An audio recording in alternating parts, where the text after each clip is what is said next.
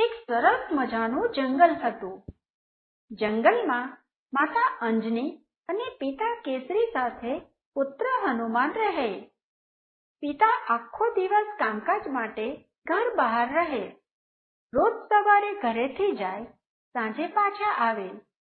ઘરમાં નાનકડા હનુમાન માતા સાથે વાતો કરે, રમે અને માતાના કામમાં મદદ પણ કરે. હનુમાન બધા કામ ખૂબ ઝડપથી પતાવી દે. બાકીનો બધો સમય માતા સાથે વાતો કરે અને રમે. એક દિવસની વાત છે. અંજની માતાને રસોઈ બનાવવાનો સમય થયો હતો, પણ હનુમાન તો માતા સાથે રમવા માંગતા હતા.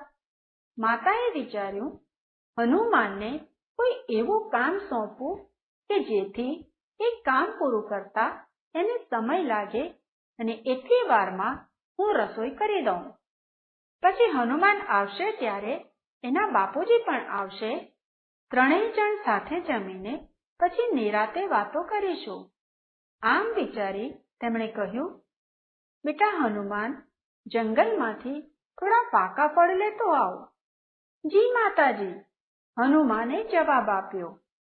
હનુમાન તો ઘરની બહાર નીકળ્યા અને પોતાના જમણા હાથનો અંગૂઠો પકડ્યો. અરે, આ શું? હનુમાન તો મોટા ને મોટા થવા લાગ્યા. હાથ પણ લાંબા ને લાંબા થવા લાગ્યા. પોતાનો હાથ લંબાવીને દૂરના ઝાડ પરથી પાકા ફળ તોડી લીધા. હજી તો માતા રસોડામાં ગયા ન ગયા ત્યાં તો ફળ હાજર. હે, એટલી વારમાં પાકા ફળ આવી ગયા? તારા બાપુ લાવ્યા? હનુમાને કઈ જવાબ ન આપ્યો. એ તો મરક મરક હસતા રહ્યા. માતાજી વાત સમજી ગયા. સમજી, મને ખબર છે.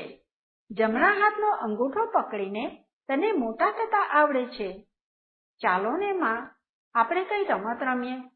હનુમાને વિનંતી કરતા કહ્યું, ના બેટા, હમણાં તારા બાપુજી આવશે. એમના માટે જમવાનું બનાવવાનું બાકી છે. જમીને પછી આપણે રમીશું. ના, મારે તો અત્યારે જ રમવું છે. ઠીક છે, તું એકલો એકલો બહાર રમ. હું ઘરમાં રસોઈ બનાવું, પછી જોજે પાછો.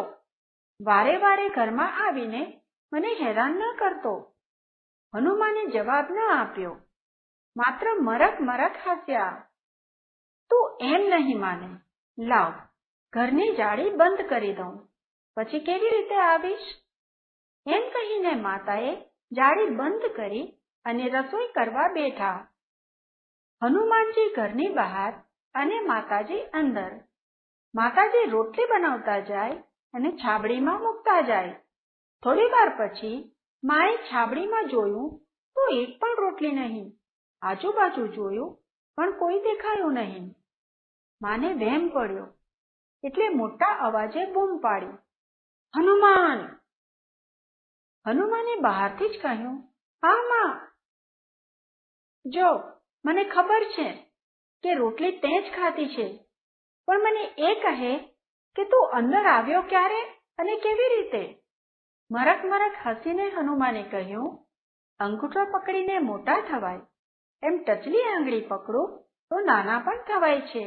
એમ એટલે તું જાળીની વચ્ચેની જગ્યામાંથી આવ્યો તો, એમ ને? હા માં. હે ભગવાન, આ છોકરો મને જંપવા જ દેતો નથી. એમ કહીને હનુમાનને લાડથી તેડી લીધો.